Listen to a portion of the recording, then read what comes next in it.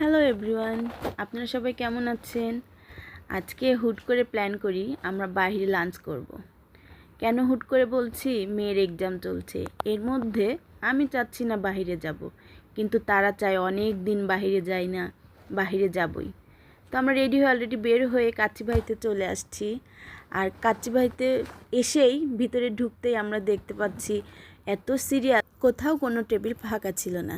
তো হ্যাঁ, ইতিমধ্যেই চোখে পড়ে গেল একটা টেবিল ফাঁকা, তো আমরা হুট করে বসে পড়লাম। আর বসে তো আমার মেয়ে খুবই খুশি। এখন বাবাকে বারবার বলছে, বাবা খাবারের অর্ডার দাও, মেনু দেখো কী খাবো কী খাবো।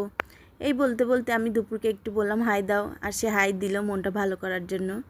আর আমি ভাবছি আমি কিছুই বলবো না, দেখি তারা কি করে, তাদের ইচ্ছা মতো অর্ডার দিক। আমি তখন আমার ছোটো মেয়েটার সাথে একটু দুষ্টুমি করছি আর বলছি দেখো আশেপাশে সবাই কত খুশি। এই বলতে বলতেই অর্ডার নিতে চলে আসছে। আর আমার মেয়ের সাথে তো আমি দুষ্টুমি করছি, চলতেই আছে। আর ওদিকে বাবা বাবা মেয়ে দেখে আমাকে না বলে হাত ধুয়ে চলে আসছে, এসে বলছে দেখছো তোমাদেরকে না রেখে কিন্তু চলে গেছি, বাবা আমাকে কত ভালোবাসে, তোমাকে নেয়নি। এই বলে তারা খুব খুশি আমরা দুজন একসাথে খাবো। তা আমি বলছি ঠিক আছে খাও। এই বলতে না বলতেই ছোটোটার দিকে তাকিয়ে দেখি ছোটোটা বাবাকে ফ্লাইং কিস দিচ্ছে।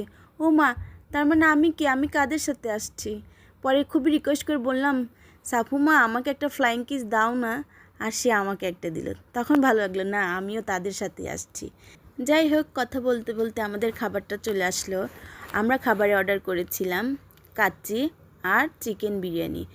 দুজন দু রকম অর্ডার করেছিলাম, কারণ আমি খাসি খাই না, এর জন্য আমি কাচ্চিটা নিচ্ছি না। আমি এখানে চিকেন বিরিয়ানি নিয়েছিলাম, আর চিকেনের রোস্টটা অনেক মজার ইয়াম্মি ছিল। আর তার সাথে নিয়েছিলাম বোরহানি। রাইস আইটেম খেলে আমার বোরহানি খেতেই হবে।